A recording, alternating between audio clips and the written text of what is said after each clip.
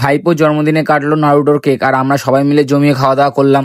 আজ ছিল আমার ভাইপো সায়নের জন্মদিন আর আমার যেতে একটু লেট হয়ে গেছিল। আর আমি গিয়ে দেখলাম যে গেটের বেলুনগুলো হাফ লোক নিয়ে চলেও গেছিল আর গেটে ঢোকার মুখেই কফি আর পকোড়া ছিল, দেখে খুব খিদে পাচ্ছিল, কিন্তু কোনো উপায় ছিল না খাওয়ার, কারণ সবাই আমার জন্য ওয়েট করছিল। লেট করে গেছিলাম আর গিয়ে যদি খেয়ে নিতাম তাহলে অনেক ব্যাপার হয়ে যেত। আর এই যে এটা হলো সায়ন আমার ভাইপো, ও সবার সাথে ফটোশুট করছিল, কিন্তু ও আমায় দেখে ফটোশুট ছেড়ে আমার কাছে চলে আসলো। তারপর সব ফ্যামিলি মেম্বারের সাথে দেখা করে আর কথা বলে চলে গেলাম কফি আর পকোড়া খেতে। পরে একটু গরম গরম কফি আর পকোড়া নিয়ে খেতে শুরু করে দিলাম। আর আমার তো কোনো রিসেপশন বা অনুষ্ঠান বাড়িতে গেলে এই পকোড়া সব থেকে ভালো লাগে খেতে। আর আমার মতো কারা কারা এই পকোড়াগুলো ভালোবাসো তারা কমেন্ট করে জানাও। আর এটা হলো আমার বড়দা, বৌদি আর সায়ন, দেখো তিনজনকে একসাথে কত সুন্দর লাগছিল। আর সায়ন হলো অ্যানিমের বিশাল বড় ফ্যান, তাই ওর জন্য নারুটোর কেক অর্ডার করা হয়েছিল।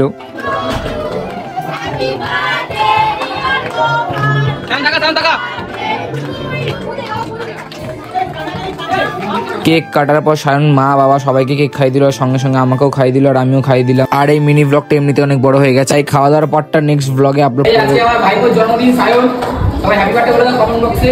আর ভিডিওটা ভালো লাগলে বল, ভিডিওটা ভালো লাগলে কি করতে হবে? কমেন্ট, লাইক, শেয়ার, সাবস্ক্রাইব করতে হবে। চলো টাটা, আমাদের ভিডিও দেখা হচ্ছে।